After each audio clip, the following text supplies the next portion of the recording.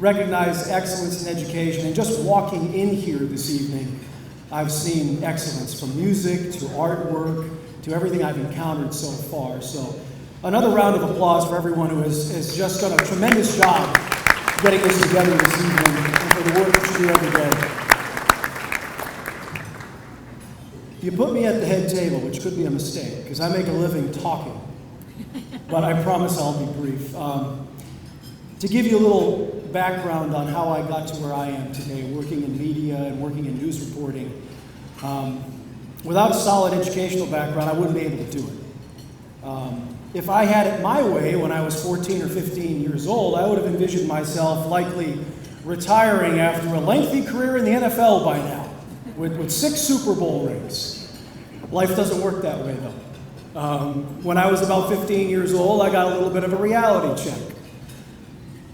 In a basketball game in high school, made a move that I had made, maybe thousands of times in my life, and heard a loud noise, and that was the end of my right knee for quite a while. Eventually I got it surgically repaired, and I was able to play basketball, able to play football again at a very high level. But during that period of time where I was kind of laid up, not able to do anything, most kids my age wouldn't think of this, but I kind of recommitted myself to education. I was raised in a house where you were taught to be the best at everything that you do. Whether you were washing the car on Saturday afternoon with your dad, by God, you were going to wash that car as good as you could. If you were mowing the lawn, you were going to mow the lawn better than anyone ever mowed the lawn. But somewhere along the line, I stopped using that determination in the classroom. And it didn't hurt me tremendously. I still got good grades. I got all B's, the occasional A, but there was certainly room for improvement. And when I was injured, kind of recommitted me to that in focusing on the classroom again, and it woke me up a little bit, realizing that, my body might not always hold up. And it was this up here that I probably might have to rely on. So I got back into the A territory, into the honors classes, into National Honor Societies, honor rolls, and that's where I needed to be. Also along that same time, the offers started coming to play football in college. So that was back in the picture. So I did that and was able to get an education mostly paid for because of that. But I also made sure that I took advantage of that and committed myself in the classroom when I went to Holy Cross in Worcester, Massachusetts. And then I got another reminder while I was playing football there. Remember, I was going to go to the NFL, right? Even after that high school injury. Well, in practice in the preseason one day, that right knee became a problem when a 320-pound guy fell on the back of it. I heard that noise again, so I knew what it was. And that's about the moment I decided football wasn't going to be in my future anymore. And it wasn't, and that was probably one of the better decisions I've ever made, because that's when I developed my interest in journalism, in news. Committed the same determination I used applying myself in sports. I started applying myself in kind of developing a career path. I started seeking work behind the scenes at television stations in Boston, Massachusetts, which is one of the most fast-moving television markets in this country. So it was a baptism by fire for me there. And kind of gave me that same competitive drive I loved on the field of play. It's how I got to where I am today. It's how I've made Columbia and the Midlands my home. It's how I make my living with my mind each and every day. And for the vast majority of us, that's the way we're going to make our lives. Of course, there's nothing wrong with chasing NFL dreams or NBA dreams or astronaut dreams. But not all of us are going to get there. There's nothing wrong with the chase. Absolutely not. Excellence in everything you do is what you should strive for. So I'm not going to take up any more of your time with that because you didn't come here to hear me talk. But again, I wanted to make sure that we pointed out the wonderful artwork you saw on your way in. Some of the students' names that submitted that artwork, you can find them in tonight's program if you'd like to see what they are. Also, thanks to Carly Myers, who headed up this year's art gallery, along with all the high school art teachers who encouraged all those students to create some works of art for tonight's celebration of excellence. Something I have to do at work, which I'm going to be doing here tonight. We're going to recognize the people that help pay the bills, the sponsors. We want to notice the majority of the sponsor tables are located around the perimeter of the room. They surround our honored students tonight, which is symbolic of the way they have so kindly embraced all of the Lexington One students, the teachers, the schools, with their ongoing support each and every year throughout the year. And know that these sponsors are responsible for making what you're enjoying tonight absolutely possible. We want to recognize all of them. They're very generous, and no matter what the amount they give, it is making a difference. We want to first recognize our diamond sponsors, Jumper Carter Cease Architects, also an anonymous friend of the foundation who is not in attendance. A round of applause for that group of sponsors, if we could.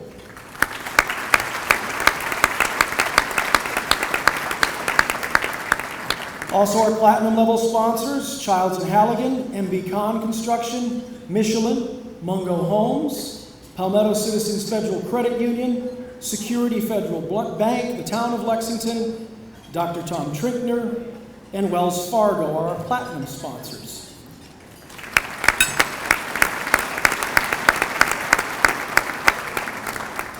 Gold level sponsors, there are 28 at that level. And if all of our gold level sponsors would please stand if you are in attendance tonight, we'd like to recognize you as well. Please, gold sponsors, if you're in the room. Anyone? There we are. Round of applause.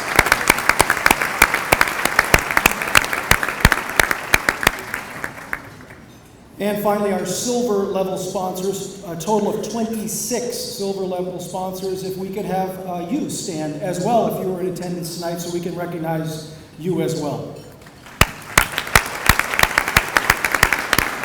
And of course, a big thank you to everybody who has helped support this endeavor, whether through sponsorship or anything that you have done to help make this night a reality. We thank you again for those efforts.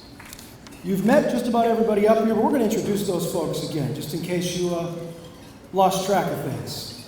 Pastor Lee Clamp, who you've heard from earlier tonight. His wife, Lisa Clamp, who also happens to be the assistant principal of Lake Murray Elementary, so you've probably seen her before as well.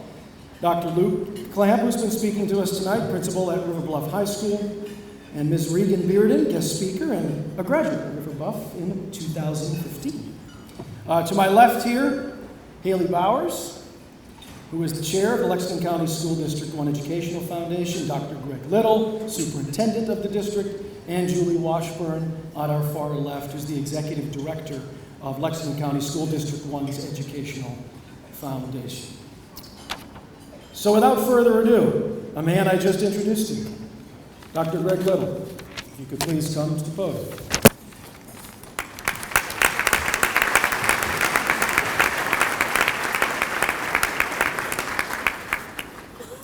Well, good evening, everyone. It is my privilege and pleasure tonight to also recognize some special guests. And if you would, when I recognize you, if you would stand up, please, so we could give you a round of applause. Earlier tonight, Mayor Steve McDougall, is he with us tonight? He's also a parent. I didn't know if he made it in the room tonight, but we also have a town council member, Kathy Manus. Is she here tonight? If you would stand up. She's back in the back. Thank you. Also a parent. Councilwoman Mays, we all appreciate your support and all that you do for Lexington and that partnership that we have, and we are very appreciative of that. We also have our Board of Trustees who are here tonight. Our chairperson, Debbie Knight. Our Vice Chair, Cindy Smith. Secretary, Dr. Brad Pitts. Mike Anderson, Sandra Backman, and Anne-Marie Green. Again, we appreciate this group of volunteers who give so tirelessly of their time to support the students of Lexington One, and we so greatly appreciate that. If you're a member of the Educational Foundation Board of Directors, staff, and or any ambassadors who may be here tonight, if you would stand up so we could recognize you, please.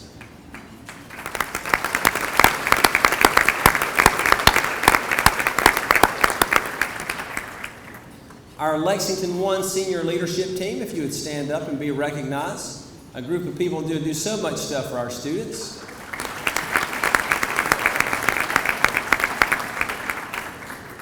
High school principals, directors, assistant principals, guidance counselors, career specialists, coordinators, and teachers. If you're here, please stand up so we can give you a round of applause.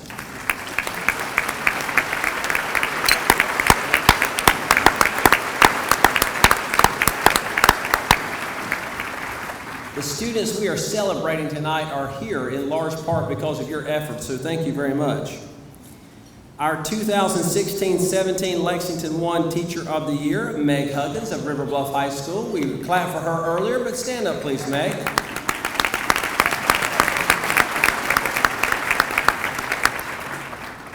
And of course, our celebration committee volunteers. If you're in the room tonight, please stand up so we can recognize you. We're going to clap for them anyway if they're not here. They may be at home exhausted after working for the last couple of days, so we are so appreciative of what they do. Finally, I would like to say to all the parents of the students being honored here tonight, if you would please stand.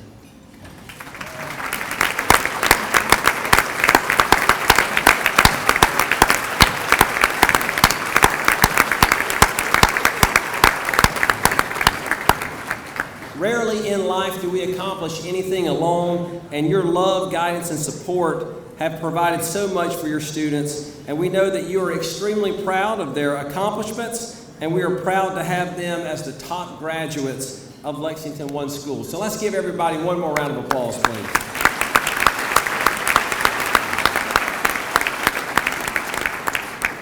Tonight we celebrate the hard work, the effort, the persistence, and the determination of our students. Perhaps my favorite definition of excellence is that excellence is what we, sorry about that, let's say it again. Persistence. Excellence is what we are. I'll get it right in a second. Perhaps my favorite definition of excellence is that we are what we can repeatedly do, except for the mistakes that we make when we try to give public speaking. So excellence then is not an act, but a habit. And tonight is not about one test. It's not about one grade. It's not about one class. It's about your grit and commitment to doing your best each and every day. I'm sure there were days that you didn't feel great. I'm sure there were subject matters that you weren't very excited about. And yet, you persisted, you did not make excuses, you held yourself to a higher standard, you persevered, and you succeeded. And when you graduate in a few months, and you go on to whatever's next in your life, I want you to remember that your success lies in your willingness to embrace challenges through your hard work. I want you all to dream big, because I know when I look around the room tonight that the people who are going to change the world are here.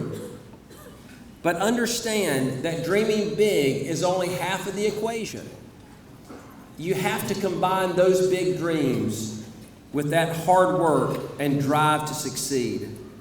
And that's probably the greatest lesson that we can leave you as a school district. I hope you all have a great rest of your year, and I look forward to not only shaking your hand tonight, but shaking your hand as graduates of Lexington One. Thank you very much.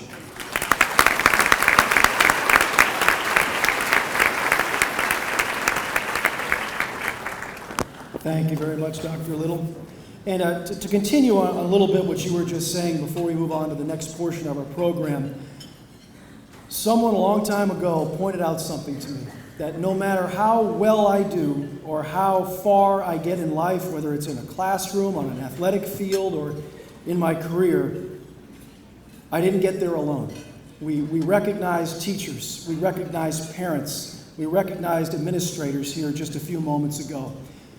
Somebody in all of your lives made a difference and has been standing behind you all along and pushed you to get to where you are, to be recognized on a night like this. So that's something I want all the young people to take away tonight, that there's someone in your life that maybe you haven't recognized. It could be a coach, it could be a brother, a sister, a mom, a dad, an aunt, an uncle, but somebody has made a major difference in getting you to where you are, and that's something that none of us can ever forget, that we don't get there alone. And of course, it's up to us as we move along to do the very same thing for the next generation. We're going to have a brief video now about River Bluff High School, created by Cindy Esposito, Jason Ijnet, I think, is that correct? And students from the Center for Media Arts, Design, and Production, which is at River Bluff High School.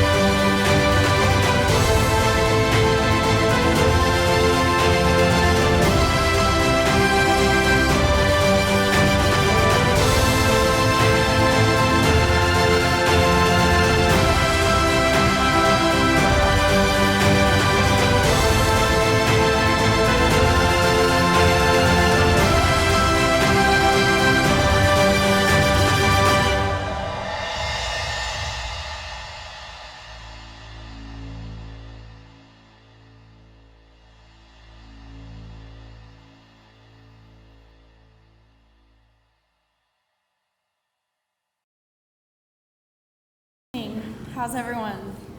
It's such an honor and a blessing to come from a place like Lexington One and River Bluff High School, and I can't thank you guys enough for inviting me to be a part of this evening. So congratulations, this is huge. Y'all, this is a really, really great district to be a part of and to be the top 10% of, so congratulations. It's really amazing what you've done. It's very, very evident, the amount of work and effort that you've put in.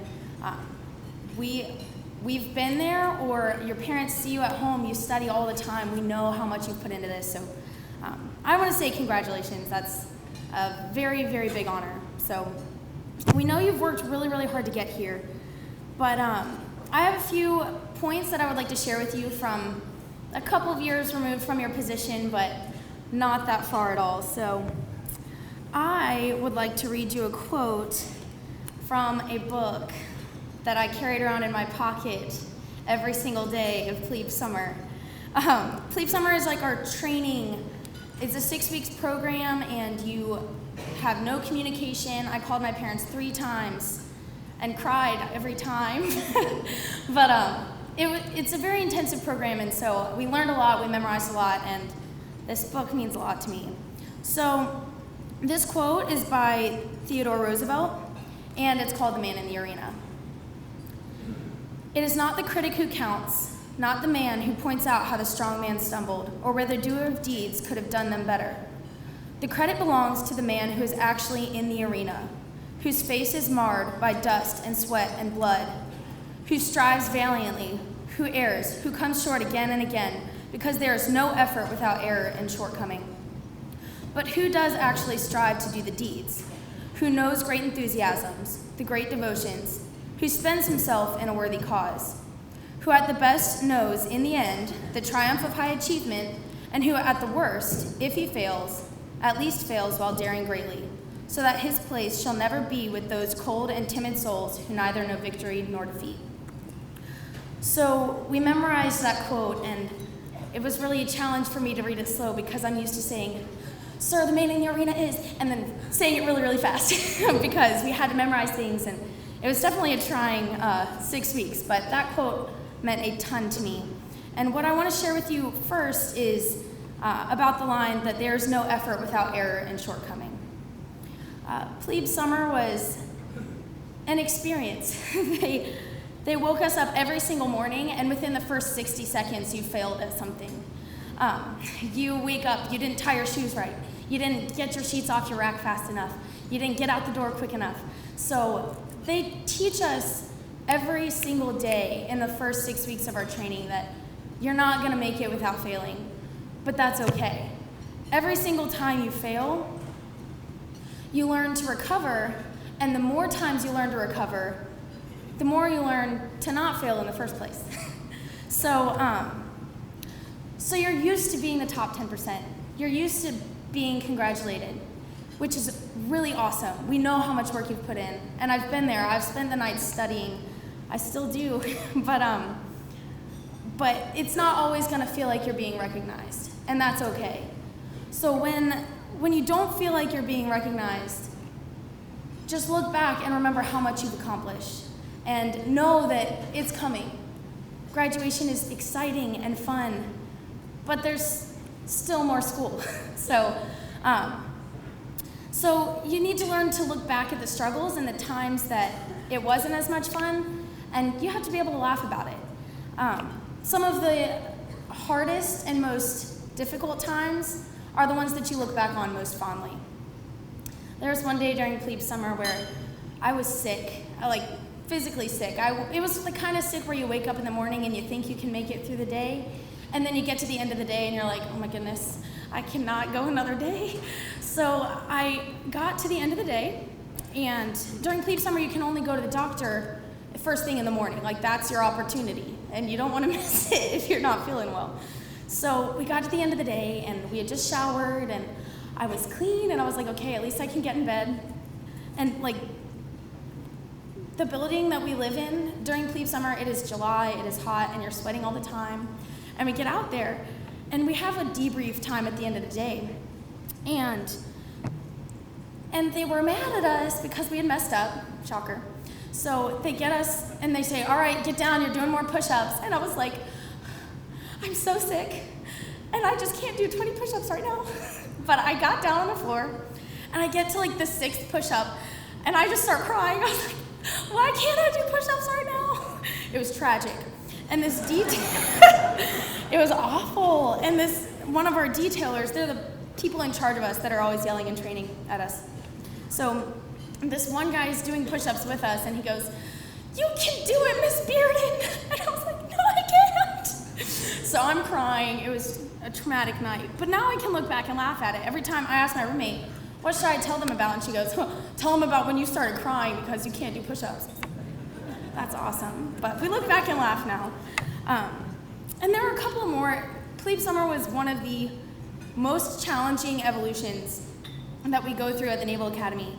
But we have so many different opportunities to step up, and they had us, you can't leave the yard for all 6 weeks. So the yard is our campus. And our detailers marched us out and had us in a line, and they said, right face, and we looked out from the inside of the gates at downtown Annapolis.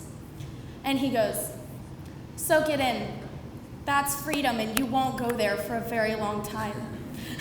We were like, awesome. This is really fun. So now we look back and laugh, but it was not fun at all. So when it comes to academics, when you do struggle or when you don't get the grades you want, or when the first paper you get back in college is not the grade that you wanted, you have to know that your grades are not your identity. You are so much more than the letter at the top of the paper and the numbers on your report card. And you have to be able to find value in who you are and your purpose. So your failures, you will not let define you, but you can't let your successes define you either. You have to know who you are and why you're doing what you're doing. And that'll give you a sense of purpose to continue when you do get that first bad grade. Maybe you've never gotten a bad grade before, which I can't say, but it will come. So when you reach that point, you fall back on the people that are around you. And so I've been so blessed. Now that I'm at the academy, they stick you in a company and you live with this group of about 130 people. So there's about 37 in my class of 2019 in my company.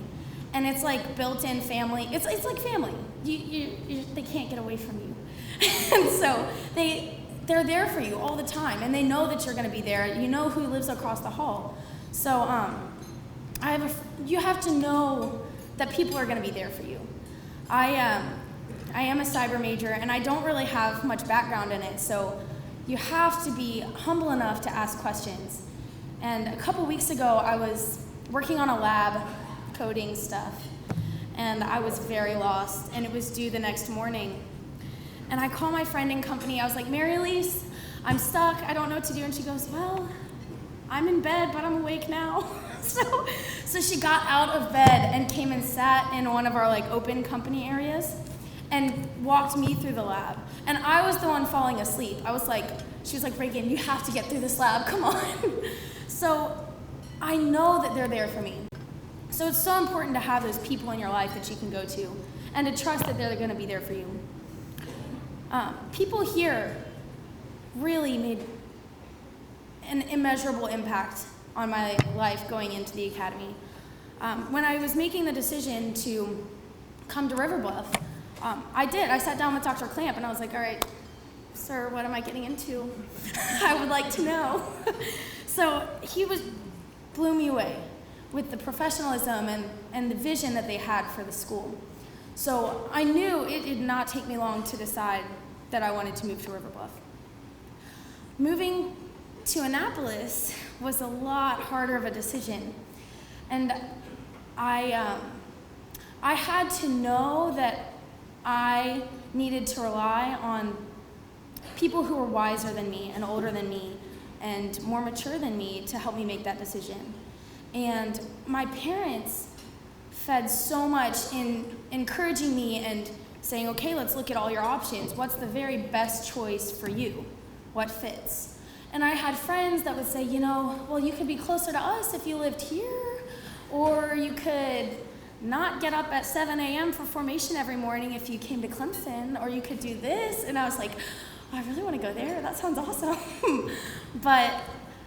But I had to rely, I sat down and I talked with my pastor, Dr. Estep, at my church, and I sat down with my parents, and I sat down with a student from the Air Force Academy who graduated a couple years ago, and I was like, I want to make an informed decision. I wanted to call on the people that had my best interest at heart and knew what would be good for me. And it has been the best decision ever. So make sure when you're making decisions, especially big decisions, you're looking to people who are older and wiser and have your best interest at heart. So my time at River Bluff it prepared me for military life, which is interesting to think about. But honestly, high school cheerleading, Coach P prepared me for military life. She taught me so much about standards and commitment to what you sign up for and what you choose to do. We showed up on the first day of tryouts, and she was like, we're not going to have one of those building seasons that some schools do in their first year. We want to win state. And we were all like, oh, okay, that's what we're here for. So honestly, she taught me how to know, okay, my nails are going to be in regs. I'm not going to have crazy wild nail polish on at games, and all of our hair is going to be the same on the sidelines, because it's not about me and the way I feel and the way I want my hair on the sidelines. It's about the team. And it's about what I signed up for and what I want to do here. She taught me that it's so important to not take for granted where you are. There are people who would love to be in your position, but when you think about griping and complaining about it, you need to remember that you chose to be here, you took this spot, and the team doesn't need you individually, they need you to be here for the team. So that's been huge for me. When I get up for a formation in the morning, or when I have to change really fast into my uniform for a surprise lecture that we have that night, it's really a blessing and an honor to be where I am. And so she's instilled that in me, so I've learned a lot from her. I had a really amazing track coach here, and he taught me a lot about being a trustworthy leader, and on the flip side, trusting your leaders. He taught me that I could run a little bit faster when I didn't think I could. And he would say, this is the time I want you to hit. And I would look at him, but I believed that I could hit it because he told me I could. I was like, I guess if he thinks I can do that, I'll try. So he taught me a lot about being empowering. There was one time when I felt like he made me question it a little bit once, where he told me I was coming around a corner in a turn at the very end of my 400. I was dying. I was like, I'm not gonna make it. It's like 100 yards. Like, that's really far. And so he told me, he was like, this girl's right on your heels. If you don't pick it up, she's gonna pass you. And I was running because I felt kind of comfortable where she was all right. She was a little distance behind me, but he told me she was right there, and I was like, fine. So I really picked it up and ran my hardest. And then I crossed the finish line, and I looked back, and I was like, she is way back there. I was so mad. But I got a time that I would not have gotten because I trusted that he had my best interest in his heart, and he knew that I could go faster, so I did. So it's really important when you're working with people who are leading you, and when you're leading other people, to trust them and to be empowering to people. Let them know that if you believe that they can do it, they can. So that really challenged me when I went into the academy. I was like, well, Coach Reynolds thought I could do it, so I guess I'm gonna try. So trust your leaders. When it comes to people being followers or trusting their leaders, it's so important that you know that your leaders care about you. And Miss Hill did that for me in my math class. She taught us calculus, and I definitely struggled, but she taught me, like, not a single student goes through her class without knowing that she loves them and she cares about them individually, more than just if they figure out the equations. So that really had an impact on me as well. When it comes to big picture, it's so cool. Every teacher and every administrator I've had experience with in Lexington One and in River Bluff has had a different lesson for me to learn. Dr. Clamp taught me about buy-in, and I hear don't leave a trace, leave no trace. Every time I see a piece of trash on my deck, I'm like, come on people, we live here, throw it out. So it's stuff like that sticks with you. Miss Cunningham taught me to cross my T's and dot my I's when it comes to planning for events. We would be preparing for prom or homecoming with student council, and we would be really proud. We'd go to her and we'd say, oh, look at what all we have organized, we have this, and she goes, well, did you call the venue and get it figured out? And we were like, oh, well, no. So she taught me that it's all about the details and how important it is to not skip over stuff, and also to verify, talk to other people about what you're planning, because it's definitely better to have more eyes on it to get things figured out. So there's a lesson to learn from every person that you come in contact with. Moving on from that, we talk about in the academy all the time, our Commandant of the Marine Corps has a tenet, and he says, protect what you've earned. You guys have put in so much work to be where you are. And I just challenge you, do not throw it away by letting your reputation fall to the side. In order to be an effective leader, you have to guard your character, be honorable, be someone who other people will look up to. There is no amount of A's on a report card that will make up for a decision that makes people question your character or your integrity. And that is so, so valuable to remember as you go forward. As soon as you step out from the umbrella of living at home and being in high school, you have an opportunity to show people who you are and who you want to be. And having an honorable character makes a world of difference when you are talking to other professionals, talking to adults, trying to get a job, or just trying to have friends. You want to be someone that people know they can count on to be a person of integrity. So don't make decisions that waste all the hard work you've done. You've put in so much, so keep that up. There's a particular quote, also, it's called The Qualifications of a Naval Officer, and I'm not going to read the whole thing to you, but the very last part, it says, in one word, every commander should keep constantly before him the great truth that to be well obeyed, he must be perfectly esteemed. So that just kind of backs up, and in better words than I can say, describes the fact that in order to get people to trust you, you have to be trustworthy. So we know you're smart enough. We know that you can do that. You have to make the decision to each and every day. When you're making decisions for your future, you need to be able to take leaps of faith. It's every single day you have an opportunity to have a good attitude, to do something differently that you didn't do the next day, or the last day, to set up habits for yourself that are gonna set you up well in the future. Every single day during plebe summer, it kind of got monotonous and we were tired of it. But every day before we sat down for lunch, they said, every challenge is an opportunity. And then all of us had to say all together, rise to it. And it got old, but it sticks in your mind. And you remember that there's an opportunity everywhere you see something that looks difficult. So you need to do the hard right thing.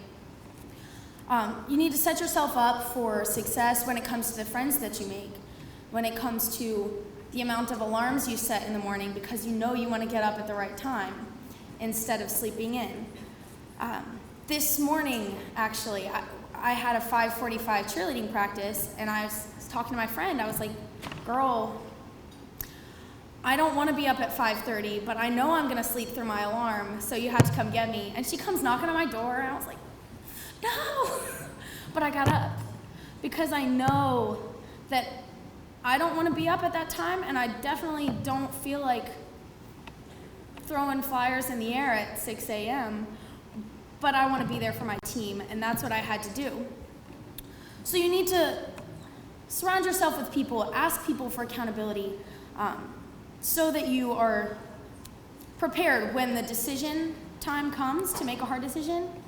You need to have already made that decision, so it's too late. You can't change your mind. I couldn't be like, no, Caitlin, I know you're at my door right now, but I'm going back to sleep.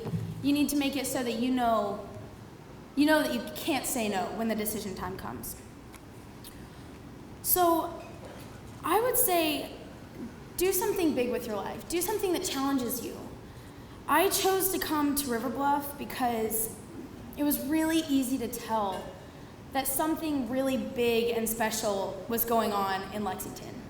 And I didn't want to move on to college or move on to the next phase of my life without being a part of this Lexington One community that I lived inside of. River Bluff was right around the corner from my house, and I didn't want to miss out.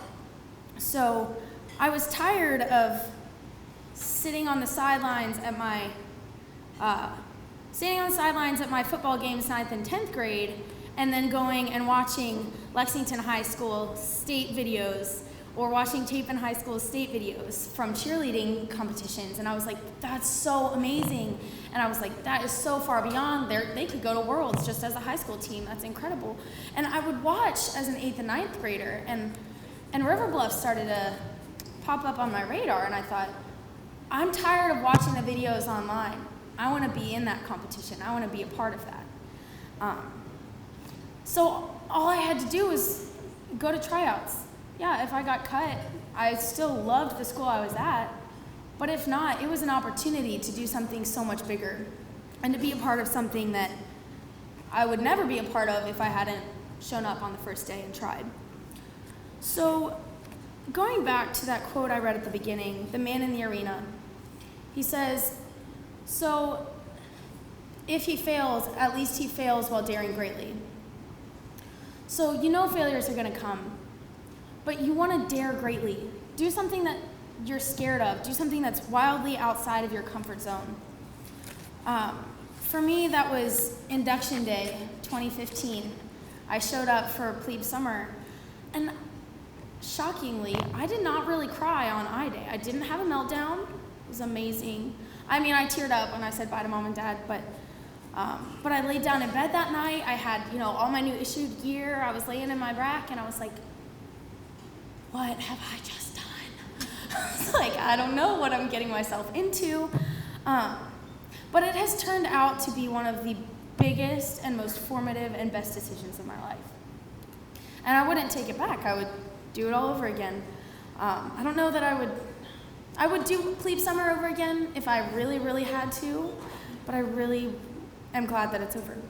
So, needless to say, the best decisions that you will make will be ones that sometimes you lay down the night that you make the decision and think, I don't know what I've just done, but I'm in for the ride now, so might as well hang on.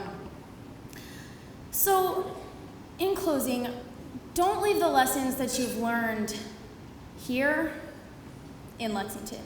Take them where you go.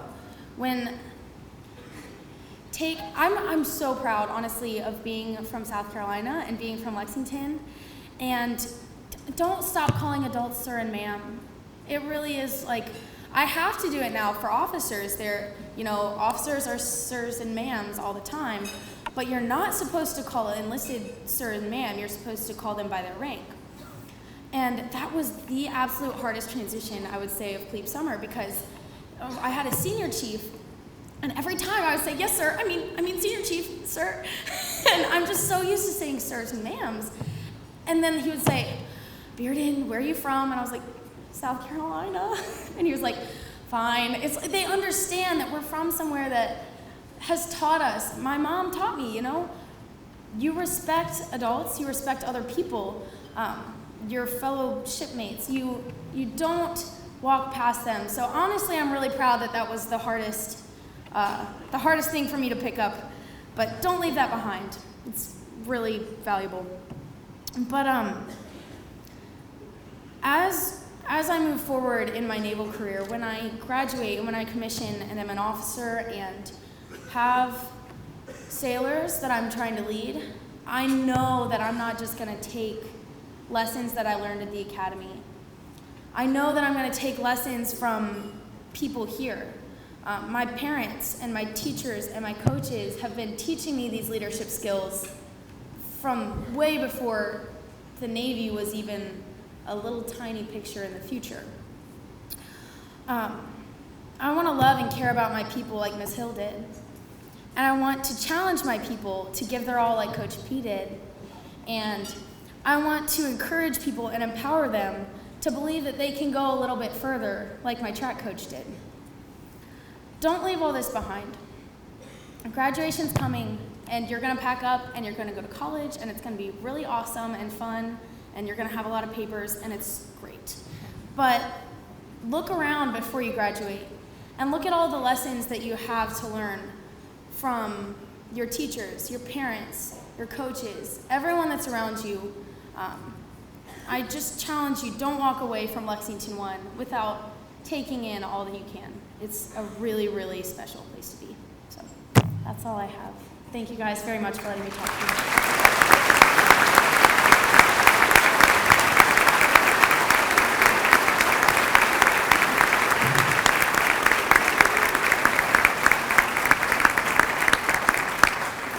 Thank you, Reagan, for being with us, for coming home and sharing those words of wisdom and love with us. I'll now welcome back up Brian to the podium.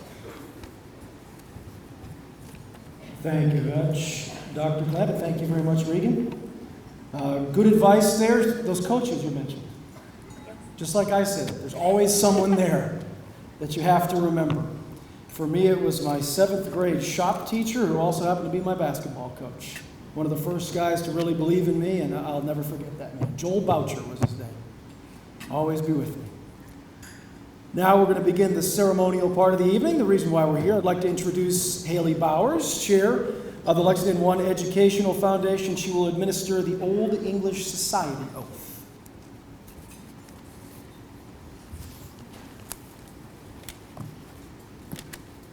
Not sure how I got picked or tricked into following Reagan, but I just want to know, do your parents teach free lessons, parenting lessons? I'm just kidding.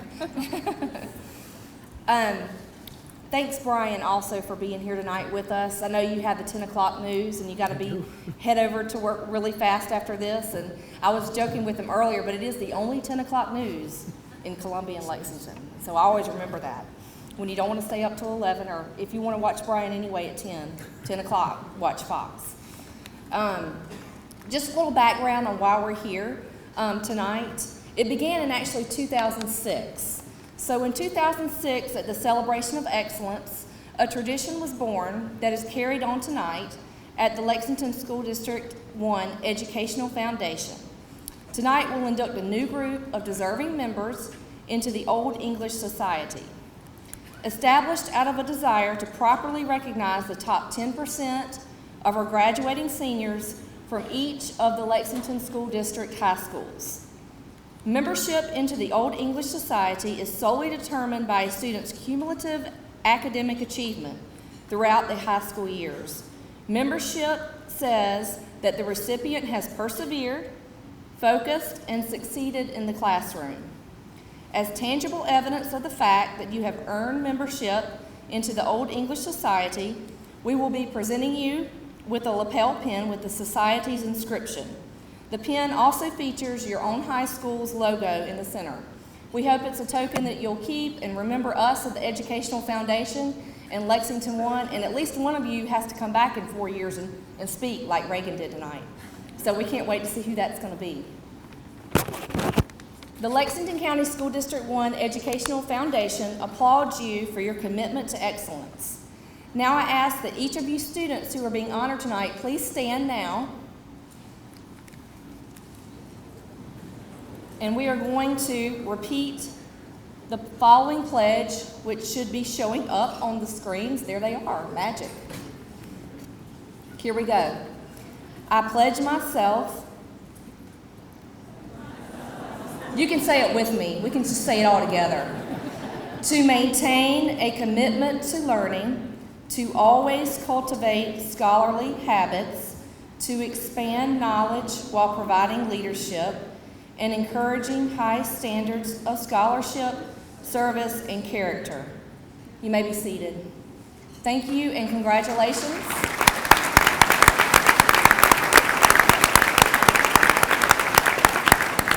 And I have attended this event for 7 years now, I think going on 7 or 8 now, and this is always my favorite event of the Educational Foundation. And so students and parents, I hope that you'll continue to follow us on Facebook and Twitter, keep up with the foundation in Lexington One. We want to keep up with you too and your success stories. And again, this is my favorite event that we do, but we do a lot of other events as well.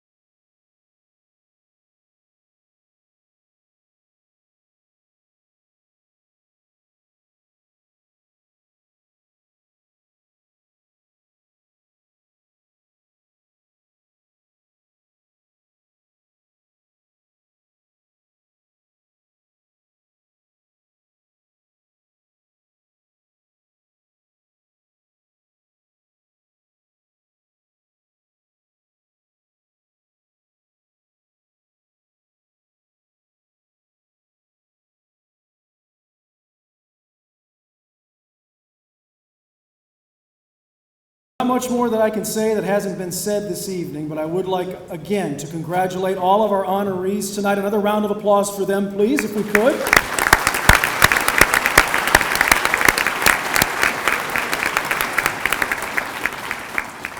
And to our honorees, of course, all the students who are coming up on graduation. When I was in your position, I always thought, just get to graduation. It'll all be over. Get to the end of this next practice. It'll all be over. The truth is, it's never over. But you've shown that you have the goods to be excellent. Keep being excellent at everything that you do, and you will all do well with the next step, and the step after that, and the step after that. I thank the school district for welcoming me this evening, Dr. Little, Dr. Clamp, everyone that's in attendance tonight, and now I'll send you back into the world. Have fun. I'm going to go to work. I'll see you in about an hour.